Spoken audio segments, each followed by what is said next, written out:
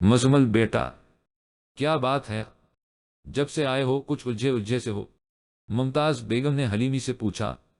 کئی گھنٹے کی فلائٹ تھی، بس تھکاوٹ ہے اور کچھ نہیں، نا آپ پریشان نہ ہو، مزمل نے بات ٹالتے ہوئے جواب دیا۔ ٹھیک ہے، تم جا کے آرام کرو، کل بارات کے ساتھ بھی تم نے جانا ہے، ممتاز بیگم نے لمحہ بھر کی تاخیر کیے بغیر کہا تھا۔ مزمل نے سنا تو اس نے شکایتی نظروں سے اپنی دادی کو دیکھا۔ دادی کے چہرے پر سنجیدگی بڑھ گئی۔ مزمل بیٹا، میں بلقیس سے وعدہ کر چکی ہوں کہ مزمل بارات کے ساتھ ضرور جائے گا، اس بیچاری کا مان رہ جائے گا۔ دادو، آپ کچھ زیادہ ہی ماسی بلقیس پر مہربان ہیں، مزمل نے خشک لہجے میں جواب دیا۔ بلقیس کا تجھ پر بڑا احسان ہے مزمل بیٹا۔ مجھ پر احسان؟ وہ کیا؟ مزمل نے حیرت اور تجسس سے کہا۔ بتاؤں گی، ضرور بتاؤں گی، وقت آنے پر، ممتاز بیگم نے گھائل آواز کے ساتھ کہا۔ مزمل کے چہرے پر کئی سوال بکھر گئے۔ ممتاز بیگم نے دیکھا تو جلدی سے مسکراتے ہوئے بات بدلی۔ تم بیٹی پر مہربان ہو، میں اس کی ماں پر بازلہ کہاں ہے؟ نظر نہیں آئی؟ مزمل نے پوچھا۔ تمہارے لیے رشین سیلڈ بنانے گئی ہے، ممتاز بیگم نے بتایا۔ میں اپنے روم میں جا رہا ہوں، آپ کھانا وہیں بھجوا دیجیے گا، مزمل یہ کہتے ہوئے کھڑا ہو گیا۔ اب تک کھانا تمہارے روم میں لگ چکا ہوگا، ممتاز بیگم نے یقین کے ساتھ کہا۔ السلام علیکم۔ بازلہ نے مزمل کو دیکھتے ہی کہہ دیا، جو اپنے بیڈ روم میں داخل ہوا تھا۔ بازلہ بیڈ روم میں ڈسٹنگ کر رہی تھی۔ وعلیکم السلام، مزمل نے سنجیدگی سے جواب دیا۔ اس نے وارڈ روب سے کپڑے نکالے اور واش روم میں گھس گیا۔ وہ واش روم سے نکلا تو بازلہ بھی ٹرالی کے ساتھ کمرے میں وارد ہوئی۔ بازلہ نے ٹیبل پر کھانا لگانا شروع کر دیا تھا۔ مزمل شیشے کے سامنے بالوں میں برش کرنے میں مصروف تھا۔ ڈنر از ریڈی، بازلہ نے اسٹائل سے سینٹرل ٹیبل کی طرف اشارہ کرتے ہوئے اطلاع دی۔ آج میں نے آپ کے لیے فروٹ چاٹ کی جگہ رشین سیلڈ بنایا ہے، میں نے ڈائجسٹ میں ریسپی پڑھی تھی۔ ڈائجسٹ کا نام سنتے ہی مزمل نے عجیب نظروں سے بازلہ کی طرف دیکھا۔ بازلہ نے اپنی زبان دانتوں تلے دبائی اور چورے نگاہوں سے ادھر ادھر دیکھنے لگی۔ مزمل نے صوفے پر بیٹھنے کے بعد سب سے پہلے رشین سیلڈ ہی اپنی پلیٹ میں ڈالا اور کھانے لگا۔ وہ خاموشی سے کھا رہا تھا اور بازلہ مجرموں کی طرح اس کے سامنے کھڑی تھی۔ سچ کہوں، میں نے پچھلے 6 ماہ سے کوئی ناول، کوئی ڈائجسٹ نہیں خریدا۔ ہاں، وعدہ خلافی ضرور کی ہے، کالج میں سہیلیوں سے لے کر ضرور پڑھ لیتی ہوں۔ آج آپ سے پکا وعدہ کرتی ہوں، جب تک ڈاکٹر نہیں بن جاتی کوئی ناول نہیں پڑھوں گی، چاہے وہ نمل آپی کا ہی کیوں نہ ہو۔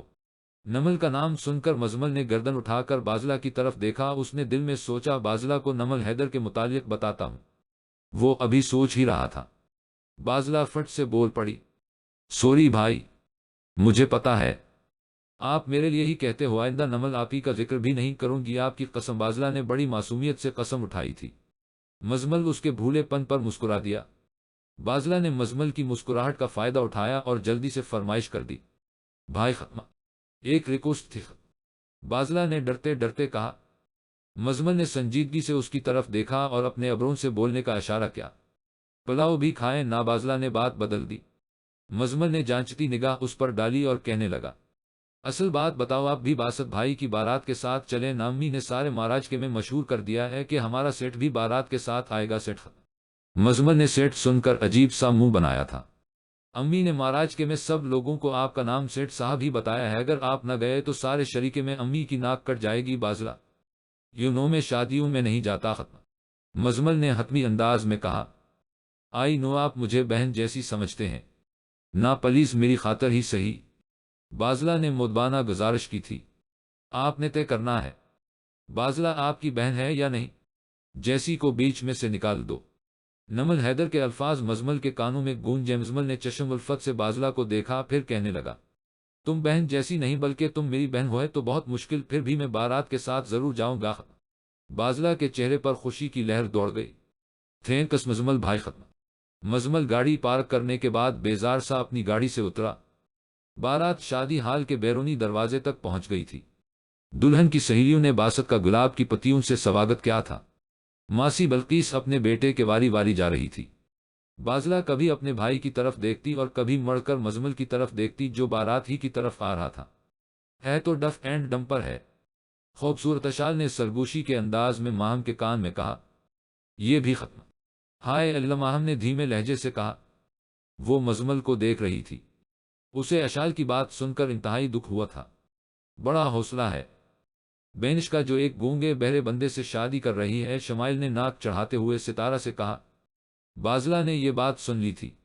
بارات شادی ہال میں داخل ہو چکی تھی۔ بازلہ بیرونی دروازے پر مزمل کا انتظار کر رہی تھی۔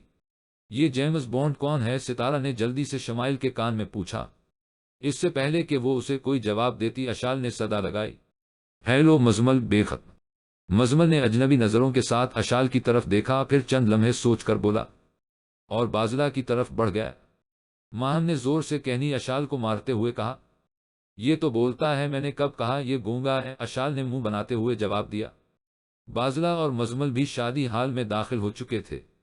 بازلہ نے ادھر ادھر دیکھا اور ایک کونے میں مزمل کو لے جا کر بولی، آپ پلیز رخصتی تک باسط بھائی کے ساتھ ہی رہیں، ہمارے رشتہ دار اور یہاں کے لوگ بڑے عجیب سے ہیں۔ ڈونٹ وری بازلہ، مزمل نے شفقت سے بازلہ کے کندھے پر ہاتھ رکھتے ہوئے تسلی دی اور دولہے کے اسٹیج کی طرف چل دیا۔ برائڈ لام روم کے باہر سے ماہم اور اشال اسے دیکھ رہی تھیں، تو دوسری طرف ہال کی درمیانی پارٹیشن سے خواتین کی طرف جانے والے دروازے کے پاس سے ستارہ اور شمائل اس پر نظریں جمائے ہوئی تھی۔ مزمل جا کر باسط کے برابر میں بیٹھ گیا۔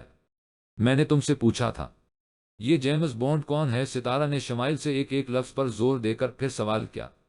یہ دولہے کا باس ہے، بہت امیر ہے، میں نے سنا ہے، شادی کا سارا خرچہ اسی نے کیا ہے۔ شمائل نے مزمل کو چشم حسرت سے دیکھتے ہوئے ستارہ کو بتایا۔ دوسری طرف اشال نے سینہ تان کر ماہم کو خبر دی۔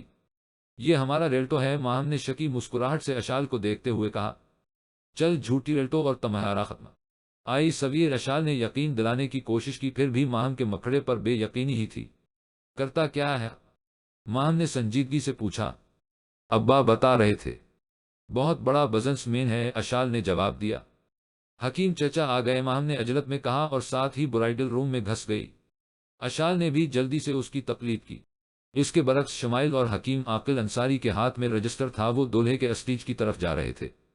ان کے ساتھ دلہن کا باپ اور اس کے چند قریبی عزیز و اقارب۔ ستارہ اپنی جگہ پر ہی کھڑی رہے بھی تھے۔ بازلہ فکر مندی سے ہال کی پارٹیشن والی جگہ ستارہ اور شمائل سے تھوڑی دور کھڑی تھی، جہاں ایک طرف خواتین بیٹھی ہوئی تھیں اور دوسری طرف مرد حضرات تھے۔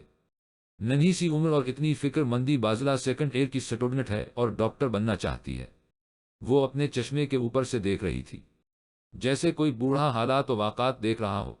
نکاح شروع کرو، کفایت حسین دلہن کے باپ نے دیسی انداز میں کہا۔ اس کا کہنا حکم یا اجازت کے زمرے میں نہیں آتا تھا۔ مزمل نے دولہے باسط کی طرف دیکھ کر اسے اشاروں سے سمجھایا۔ باسط نے سر کو ہاں میں جنبش دی۔ جی بسم اللہ کرے، مزمل نے حکیم صاحب کی طرف دیکھتے ہوئے جواب دیا۔ حق مہر کتنا ہوگا؟ دلہن کے باپ نے یک لخت پوچھا۔ مزمل نے باسط کی طرف دیکھا، اچانک اس کی نظر بازلہ پر پڑی۔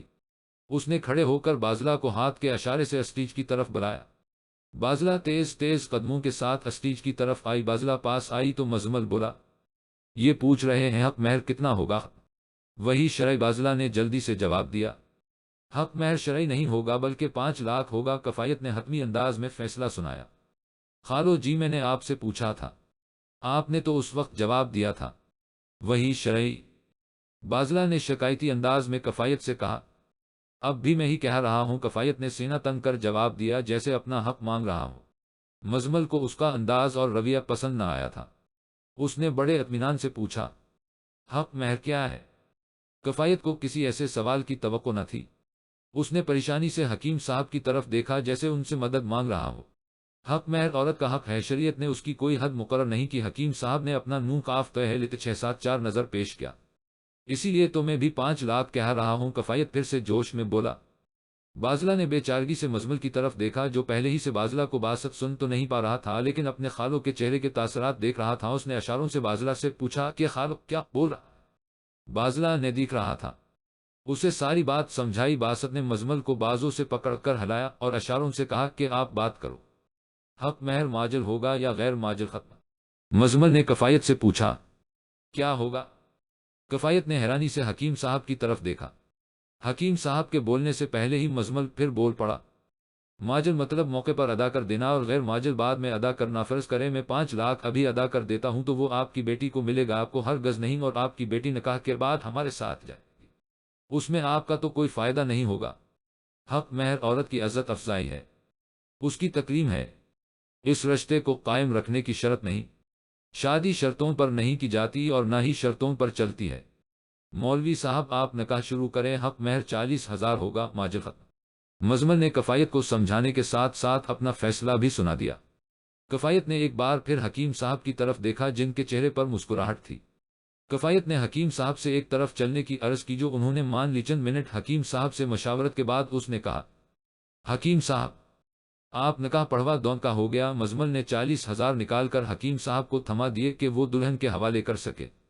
हकीम साहब ब्राइडल रूम की तरफ चले गए। मुबारक हो कि बेशुमार अजीब और गरीब आवाजें हाल में गूंज उठे।